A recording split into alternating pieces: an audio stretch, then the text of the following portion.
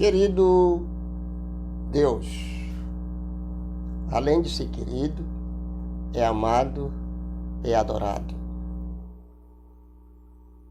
e é exaltado por aqueles que foram comprados, lavados no sangue do Cordeiro. Deus também, ele é misericordioso, compassível, paciente, tarde em irar-se. Ele é advogado, certo? E em breve, muito perto, ele será juiz. E aqueles que têm seu nome escrito no livro da vida estarão com Jesus nas mansões celestiais. Deus voltará para levar a sua igreja. Foi isso que ele prometeu. Mas antes de Jesus aparecer, houve um homem chamado João Batista. Esse mesmo. Após o nascimento dele, 6 meses depois, nasceu Jesus. E ele foi o precursor de Jesus.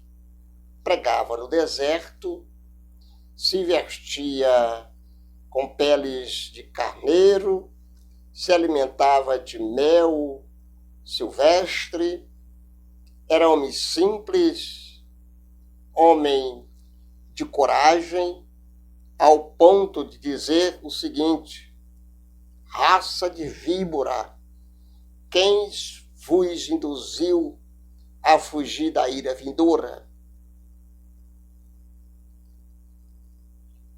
O Cordeiro de Deus. Por que o Cordeiro de Deus?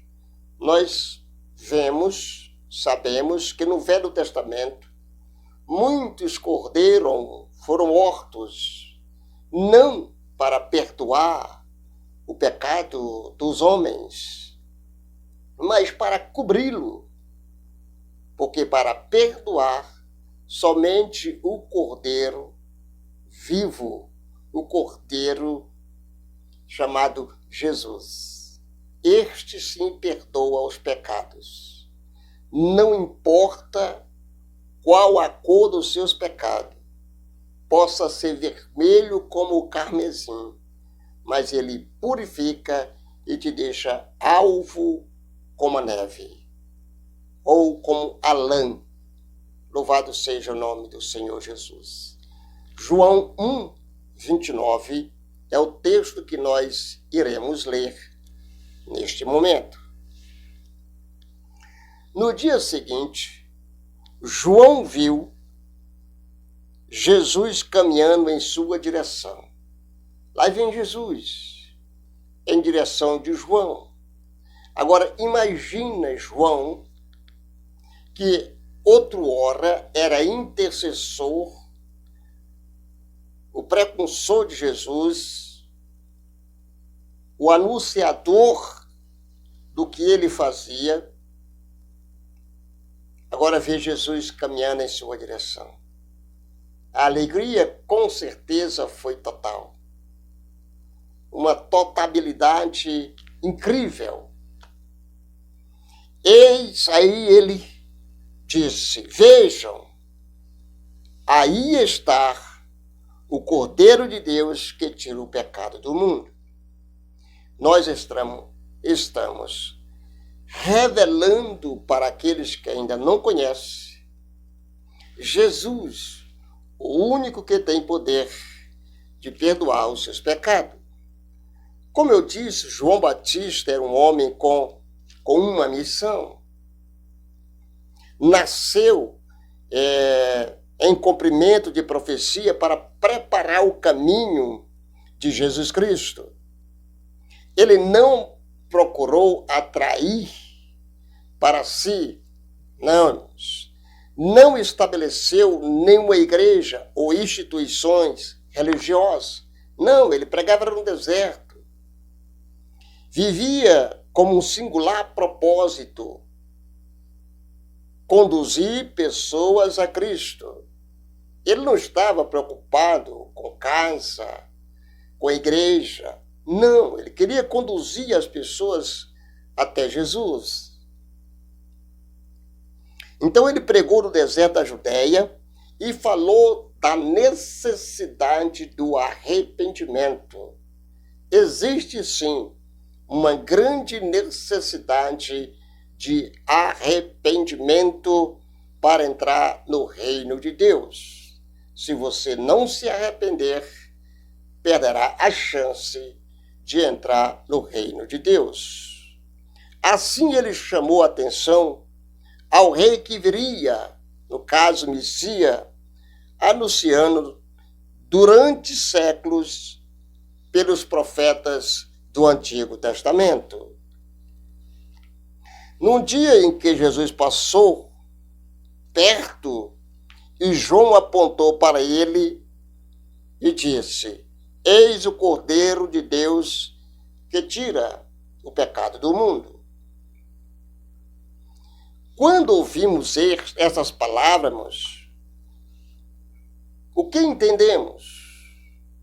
O que nós entendemos com essas palavras? Pensamos de um animal de fazenda, talvez pequeno, manso ou bonitinho. O discípulo de Jesus era judeus, e a ideia de um cordeiro trazia significado riquíssimo para qualquer um que entendesse o Antigo Testamento. Toda a história da sua sobrevivência como nação escolhida voltava à imagem de um cordeiro. Louvado seja o nome do Senhor Jesus.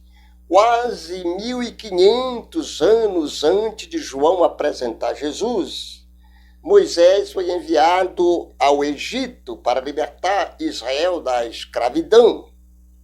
Então Deus realizou uma série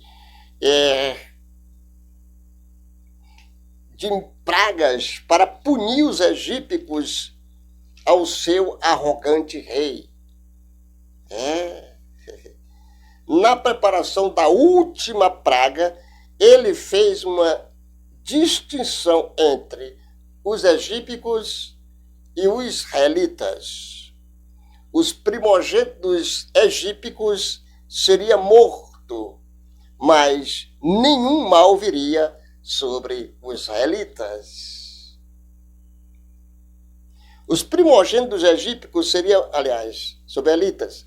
Então, esta proteção divina foi condicionada na obediência dos israelitas em cada família fazer o sacrifício de um cordeiro. Na noite da Páscoa, cada família comeu a carne deste cordeiro e colocou o sangue em cima e em ambos os lados da porta de casa. Para quê? Qual o significado de se colocar o sangue do cordeiro sobre os umbrais dos portais da casa? Porque haveria morte dos primogênitos. E o povo de Israel estava na cidade de Gósner e o anjo não passou por lá. E se passava, mas não encostava, porque respeitava o sangue do cordeiro. Aleluia, Jesus. Além do significado do cordeiro pascual, muito texto do Antigo Testamento fala sobre os sacrifícios de cordeiro como maneira de pedir perdão a Deus. Irmãos? De pedir perdão a Deus pelos pecados. Durante o século entre Moisés e Jesus, cordeiros foram sacrificados para buscar o perdão de Deus. Muitos e muitos cordeiros. O Senhor mandou que oferecesse esse sacrifício para mostrar que o pecado traz a morte e o derramamento de sangue. Ao mesmo tempo, a necessidade de repetir o sacrifício mostrou a sua ineficácia. Louvado seja o nome do Deus eterno. A morte de um animal jamais resolveria o problema do homem, irmãos. O problema do pecado. Não tem como resolver. Não tem como resolver a questão do pecado humano. Em Hebreus 10, 3 e 34. Aliás, 3 a 4. Um animal incapaz de tomar decisões morais de escolher entre o certo e o errado jamais poderia pagar a penalidade pela rebeldia humana. Somente uma pessoa que decidisse resistir à tentação e viver uma vida perfeita, sem nenhuma violação da vontade de Deus, teria condições de fazer o sacrifício pelos pecados dos outros. Somente o Cordeiro de Deus. Depois que Moisés revela a lei que define o sacrifício de animais, as gerações passaram a não aparecer nenhum homem perfeito. Não tinha um homem perfeito. Não havia um justo sequer. 400 anos depois de Moisés, Davi escreveu: diz o insensato no seu coração, não há Deus. Corrompe-se a prática corrompem-se e pratica abominações. Já não há quem faça o bem. Do céu, olha aí.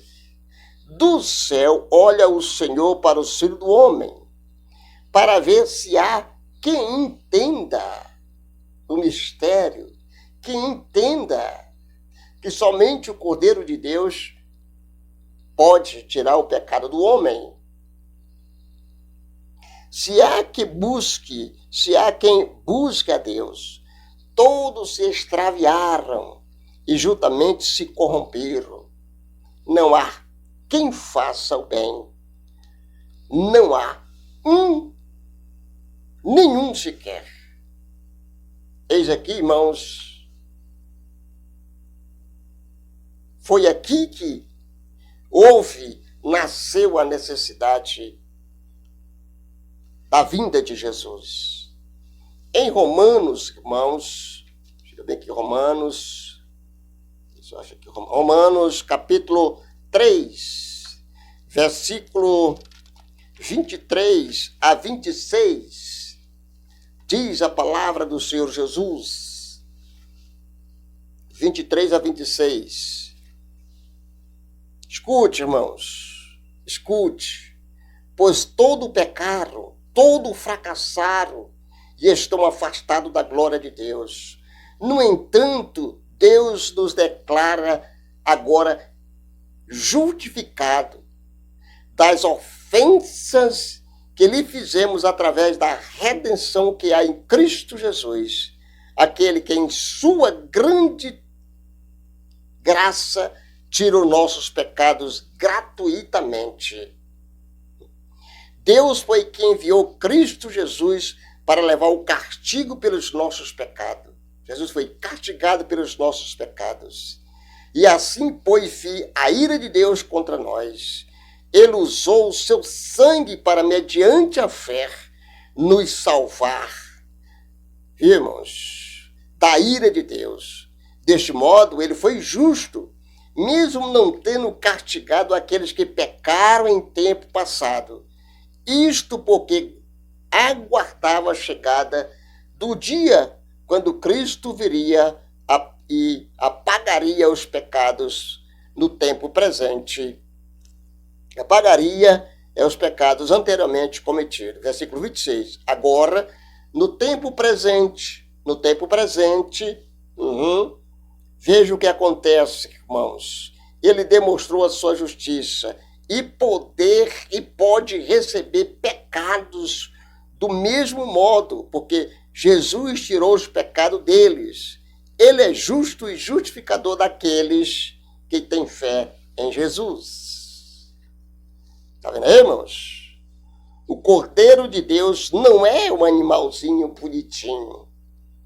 Ele é a nossa única esperança para ficarmos livres do pecado e da morte. Que o Senhor Jesus abençoe a todos. Muito obrigado pela companhia. Se inscreva no canal, ative o sino de notificação e seja uma bênção. Amém, Jesus, e amém.